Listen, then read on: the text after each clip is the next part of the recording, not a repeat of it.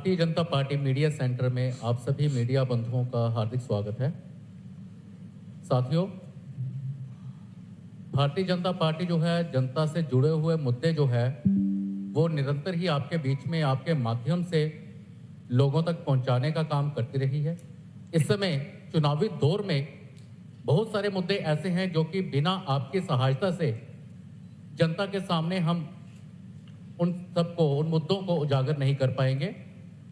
इन्हीं सब मुद्दों में से एक बहुत ही विशेष मुद्दे को लेकर आज हमारे बीच में है श्रीमान संजय निर्मल जी, जो कि भारतीय जनता पार्टी अनुसूचित जाति मोर्चा के राष्ट्रीय महामंत्री हैं। उनके साथ में है बिल्कुल मेरे साथ बैठे हुए श्रीमान नीलम लंगे जी, जो कि हमारे अनुसूचित जाति मोर्चा के प्रदेश अध्यक्ष हैं और पूर्व में एमएलए रहे हैं। एकदम बाईं तरफ हैं श्रीमान आदर्श जठियार जी, जो कि अनुसूचित जाति मोर्चा के प्रदेश महामंत्री हैं। अभी मैं दरख्वास्त करूंगा श्री संजय निर्मल जी से कि वो आपके समक्ष जनता के लिए अपनी बात रखें। धन्यवाद। सभी मीडिया के बंधु हैं उनको मैं नमस्कार करता हूं। बंधु, आज बहुत ही विशेष महत्वपूर्ण मुद्दे पर हम सब आपके सामने उपस्थित हुए हैं, क्योंकि आपके माध्यम से ही जनता के बीच में जो भी बातें होती हैं वो पहुंचती हैं, और मुझे पूर्ण विश्वास है कि इस महत्वपूर्ण बिंदु पर विषय को हम जनता तक पहुंचाने में सफल होंगे। बंधुओं, कांग्रेस सदैव ही हमेशा आरक्षण के विरोध में रही है और संविधान के जो निर्माता हैं बाबा साहब डॉक्टर भीमराव अंबेडकर, उनके भी विरोधी रही हैं। इसका पूरी तरह से इतिहास में पूरी तरह से वर्णित है। अभी हाल में ही हमने देखा है कि राहुल गांधी, जो कि विपक्ष के नेता हैं, उन्होंने विदेशी भूमि से वहां कहा कि हम आरक्षण हटा देंगे। ऐसी घृणित निंदनीय बात उन्होंने विदेशी भूमि से कही है, जो कि अनुसूचित जाति वर्ग को नागवार है। अनुसूचित जाति मोर्चा भारतीय जनता पार्टी का, जो कि अनुसूचित जाति वर्ग के हित के लिए काम करता है, हम इसका विरोध करते हैं। आज पूरे देश के अंदर सभी राज्य के मुख्यालयों पर अनुसूचित जाति वर्ग के समस्त सीनियर लीडर्स पत्रकार वार्ता कर रहे हैं, धरना प्रदर्शन कर रहे हैं और प्रबुद्ध नागरिकों के साथ में बैठक कर कर अपनी बातें वहां तक पहुंचा रहे हैं। राहुल गांधी जी और जो उनका परिवार, नेहरू परिवार है, कांग्रेस का परिवार, ये हमेशा से ही आरक्षण के विरोध में रहा है। कांग्रेस पार्टी ने 57 वर्षों तक देश पर शासन किया, लेकिन उन्होंने अपने राजनीतिक उद्देश्यों को साधने के लिए हमेशा संवैधानिक प्रक्रियाओं का जो दुरुपयोग किया है, सामाजिक जो उद्देश्य हैं उनकी उपेक्षा की है। कांग्रेस ने कभी भी संविधान के मूलभूत आरक्षण सिद्धांतों को सही भावना और रूप में लागू करने की जो राजनीतिक इच्छा शक्ति कभी नहीं दिखाई है। इसका उदाहरण सीधा सीधा हम बताने वाले हैं कि पूर्व प्रधानमंत्री पंडित जवाहरलाल नेहरू जी, उन्होंने अपने कार्यकाल में 1956 में पिछड़े वर्गों को आरक्षण देने की जो काका कालेलकर रिपोर्ट थी उसको खारिज कर दिया था पूरी तरह से कि हम इसको नहीं मानेंगे। और उन्होंने 1961 में उसके बाद में नेहरू जी ने उस समय के तत्कालीन मुख्यमंत्रियों को पत्र लिखा कि आरक्षण से अक्षमता आती है और दूसरे दर्जे का मानक प्राप्त होता है, पैदा होता है। ये कहां की सोच है, जहां बाबा साहब डॉक्टर भीमराव अंबेडकर अनुसूचित जाति वर्ग को उसके उत्थान के लिए आरक्षण को लेकर आए थे। संविधान में अमेंडमेंट संविधान सभा ने किया, बाबा साहब अंबेडकर जी ने किया, उसको एक 2ym दर्जे का उन्होंने बताया। नेहरू जी ने इसके पश्चात आप देखिए कि अंबेडकर जी के राजनीतिक सामाजिक जीवन को उनको समाप्त करने का षड्यंत्र उन्होंने चाहा। 1952 में लोकसभा चुनावों में और 1954 के लोकसभा चुनाव में, उपचुनाव में डॉक्टर अंबेडकर जी को उन्होंने हराने का पाप किया और उनको संसद में नहीं पहुंचने दिया, संविधान निर्माता को संसद में नहीं पहुंचने दिया।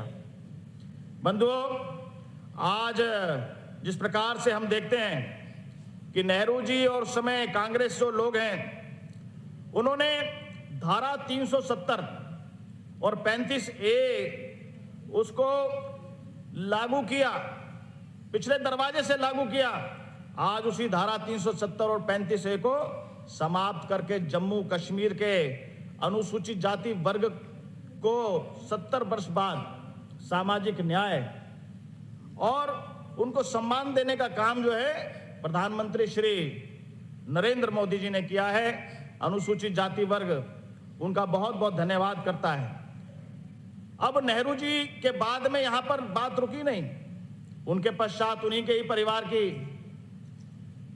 पूर्व प्रधानमंत्री श्रीमती इंदिरा गांधी जी, उन्होंने 1975 के अंदर आपातकाल लगाकर संविधान की आत्मा को कुचला था। यहां तक वो रुकी नहीं और इंदिरा गांधी जी ने मंडल आयोग, ओबीसी वर्ग के लिए मंडल आयोग की रिपोर्ट को ठंडे बस्ते में डालकर ओबीसी आरक्षण के अंदर देरी की। बंधुओं, 1966 से 1977 तक संविधान के अंदर 25 बार संशोधन हुआ। उन्होंने किया संशोधन, क्या आवश्यकता थी? प्रियम्बल के अंदर संशोधन किया, संविधान के मूल भावना का जो प्रियम्बल है उसमें संशोधन किए उन्होंने। 42वें संशोधन में 41 अनुच्छेद में संशोधन, 11 नए अनुच्छेद जोड़े गए। 2014 के बाद मोदी जी के कार्यकाल में संविधान में केवल 8 बार संशोधन हुआ है, केवल 8 बार, और ये भी अनुसूचित जाति, अनुसूचित जनजाति और पिछड़े वर्गों के हितों को ध्यान में रखकर संशोधन हुए हैं। जो हित हैं वो हित इन वर्गों से जुड़े हुए हैं, इनके उत्थान से जुड़े हुए हैं। और ये बात करते हैं कांग्रेस और कांग्रेस के नेता राहुल गांधी। बंधुओं, मैं कुछ संशोधन के बारे में आपका ध्यान आकर्षित करता हूं जो हमने मोदी जी के शासनकाल में हुए। 2017 में राष्ट्रीय पिछड़ा वर्ग आयोग एनसीबीसी को संवैधानिक दर्जा दिया गया। 2019 में आर्थिक रूप से कमजोर वर्ग ईडब्ल्यूएस के लिए आरक्षण की शुरुआत हमने की। कोई भी जाति, किसी भी उसका धर्म का हो, वो अगर कमजोर है तो उसको आरक्षण मिलना चाहिए। ऐसा 2019 में हमने आरक्षण की शुरुआत की मोदी जी के शासनकाल में। 2019 में वित्त आयोग और संविधान की 6ठी अनुसूची से संबंधित प्रावधानों में संशोधन किया। 2019 में लोकसभा और विधानसभाओं में अनुसूचित जाति और अनुसूचित जनजाति SC/ST आरक्षण का 10 वर्षों के लिए विस्तार किया गया, एक्सटेंशन दिया गया। 2021 में राज्यों और केंद्र शासित प्रदेशों को अपनी ओबीसी सूची में परिवर्तन करने का अधिकार प्रदान किया गया। अब यहां बात रुकी नहीं, पंडित नेहरू जी, श्रीमती इंदिरा गांधी जी, अब राजीव गांधी जी के बारे में बताना चाहूंगा किस प्रकार से वो आरक्षण के खिलाफ थे। कांग्रेस के पूर्व प्रधानमंत्री स्वर्गीय श्री राजीव गांधी जी ने 3 मार्च 1985 को SC आरक्षण पर टिप्पणी कहते हुए कहा था कि आरक्षण के माध्यम से हमें बुद्धुओं को बढ़ावा नहीं देना चाहिए। एक पूरी की पूरी कौम को बुद्धू ठहरा दिया गया। जिस कौम के नेता संविधान निर्माता डॉक्टर अंबेडकर, बाबा साहब भीमराव अंबेडकर, जिनके विषय में कहा जाता है कि एक युग के अंदर उनसे जैसा पढ़ा लिखा बुद्धिमान कोई नहीं, एक पूरी की पूरी कौम को बुद्धू ठहराने का काम स्वर्गीय श्री राजीव गांधी जी ने किया।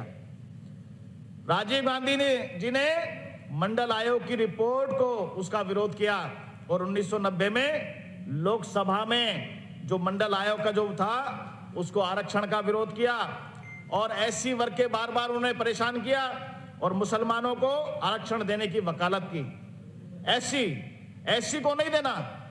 और जिस प्रकार से एक तुष्टीकरण की नीति, हमें नहीं पता, हमें चाहिए कि सबके लिए मिलना चाहिए, वो ठीक अलग बात है, लेकिन तुष्टीकरण की नीति कब तक लागू रहेगी, ये तुष्टीकरण की नीति के हम लोग खिलाफ हैं। उन्होंने जो आरक्षण दिया दूसरे लोगों को, वो बाबा साहब के मूल संविधान के खिलाफ था। बंधुओं, मैं आपको बताना चाहता हूं, ये वो कांग्रेस है, ये कांग्रेस के नेता हैं, ये SC, ST, OBC वर्ग के लोगों के लिए खिलाफ है, आरक्षण के खिलाफ हैं। लेकिन जब बात तुष्टीकरण की आती है तो ये अल्पसंख्यक संस्थानों के अंदर आरक्षण SC, ST का नहीं लेने देते।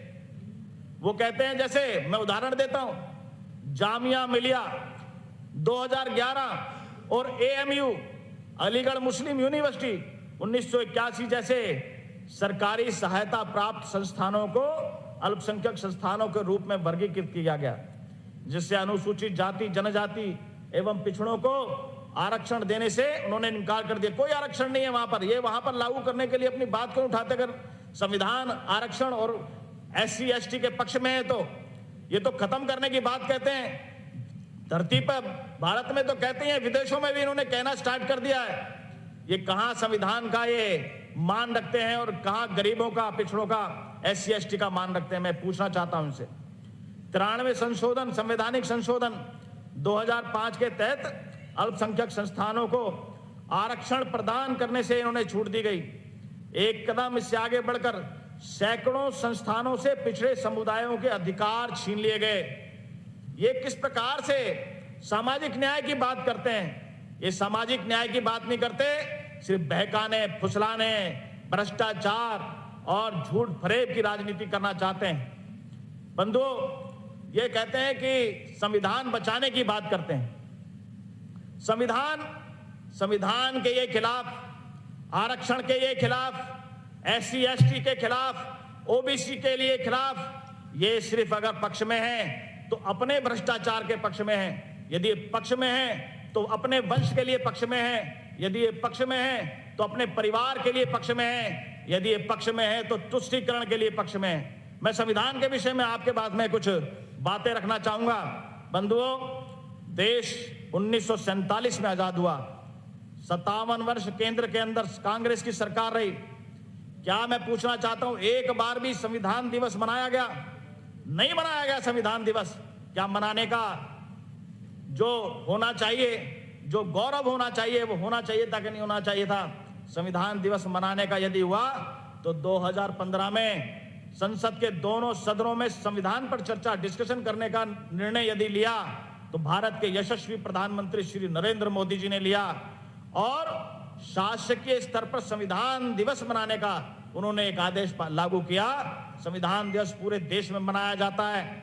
यहां तक कि आप देखें 2010 में जब संविधान के 60 साल पूरे हुए तो मोदी जी ने, देखिए ये होती है बात, मैं आपके साथ आज से बात करते हुए जनता तक बीच में पहुंचाना चाहता हूं कि गुजरात में अपने कार्यकाल के दौरान जब वो मुख्यमंत्री थे श्री नरेंद्र मोदी जी, तो संविधान गौरव यात्रा उन्होंने आयोजित की और उन्होंने संविधान की प्रति को हाथी के मस्तक पर रखकर पूरे शहर में सम्मानित किया, जुलूस निकाला, उनके साथ साथ रहे। लेकिन कांग्रेस ने संविधान को अपनाने के बाद 90 मौकों पर निर्वाचित सरकारों को बर्खास्त किया। धारा 356 का दुरुपयोग किया। ये जब भी सरकार में आते थे विपक्षी पार्टियों की सरकारों को गिराने का काम करते थे। एक बार भी 2014 से मैं पूछना चाहता हूं कांग्रेस के नेताजी से कि हमने 2014 से आज तक संविधान का प्रधानमंत्री श्री नरेंद्र मोदी जी ने उसका मान किया, गौरव बढ़ाया।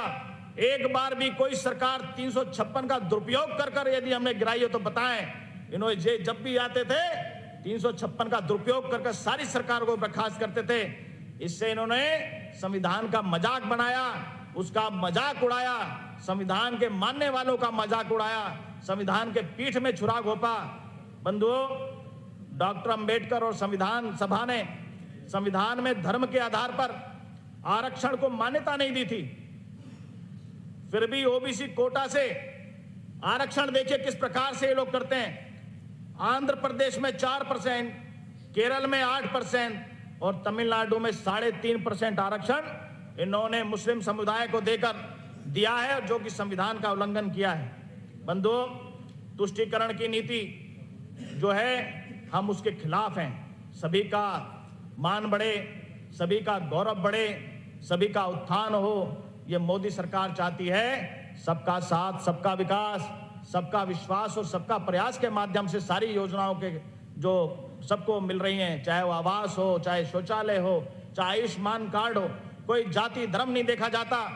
हम उस पार्टी से जुड़े हुए, हमें गौरव है, गर्व है कि हम भारतीय जनता पार्टी से जुड़े हैं। हमारे नेता श्री नरेंद्र मोदी जी हैं। इन्होंने बार बार डॉक्टर अंबेडकर जी का अपमान किया, इन्होंने संसद में तेल चित्र नहीं लगाया और भारत रत्न भी नहीं दिया।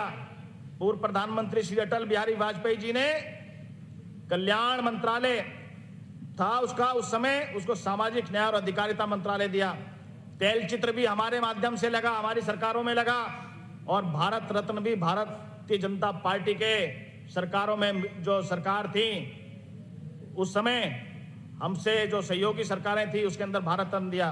बंधुओं, एक असमान समाज में जहां अनुसूचित जाति, अनुसूचित जनजाति और पिछड़ा वर्ग अभी भी ऐतिहासिक अक्षमताओं से पीड़ित है, बहुत सामाजिक, आर्थिक, अनेक प्रकार की अक्षमताएं हैं, उससे पीड़ित है, उबरने का काम कर रहे हैं। और भाजपा की सरकार, चाहे वो केंद्र की हो, जहां भाजपा की राज्य सरकार है, वो इसके अंदर आगे बढ़ाने का काम कर रही है। वे चाहते हैं, एससी वर्ग चाहता है कि वह सामाजिक न्याय और उनका सशक्तिकरण हो, ना कि केवल कल्याण से काम नहीं चलेगा।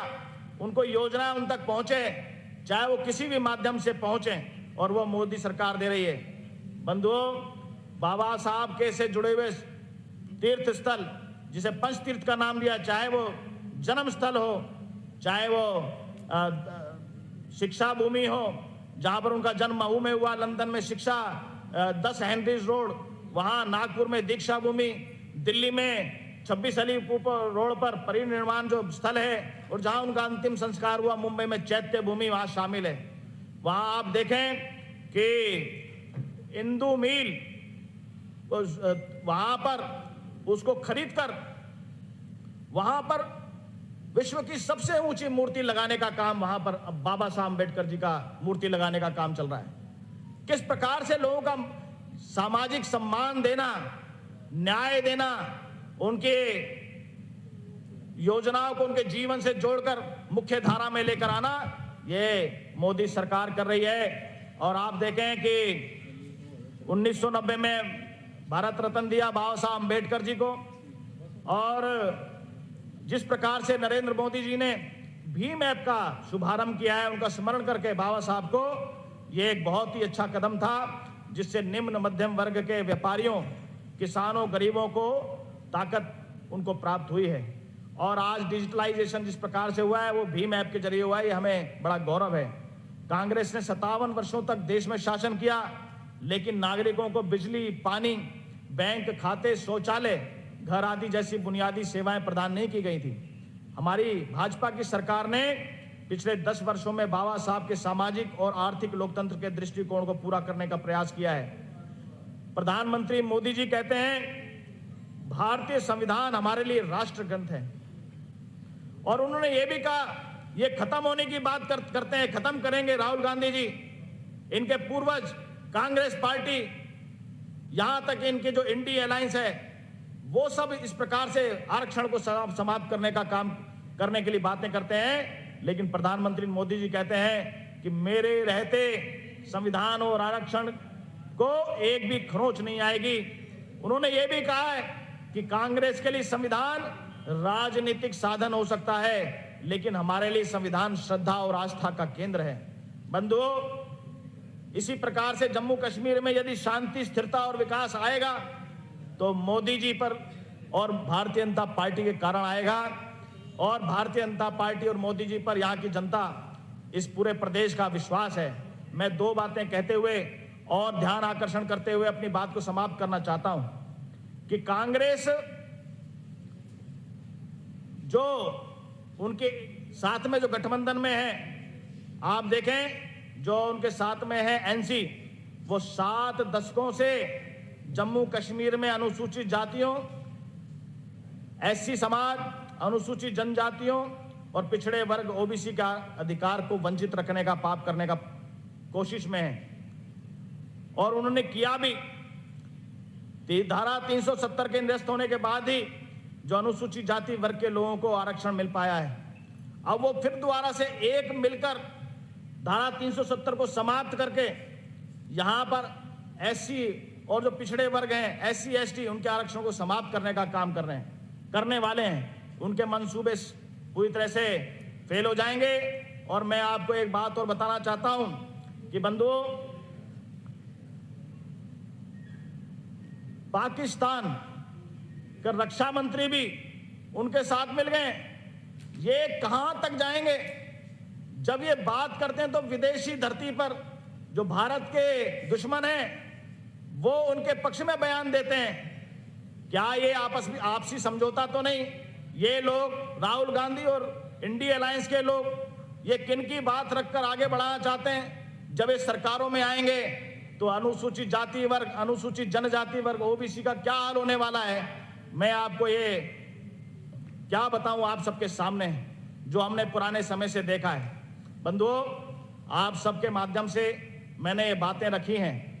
आपको ये कहना चाहता हूं कि राहुल गांधी जी ना तो संविधान को उन्होंने पढ़ा है, ना उन्होंने बाबा साहब डॉक्टर भीमराव अंबेडकर को उन्होंने पढ़ा है, ना वो संविधान को जानते हैं, ना बाबा साहब अंबेडकर जी को जानते हैं। यदि वो जानते होते तो आरक्षण को समाप्त करने की बात नहीं करते।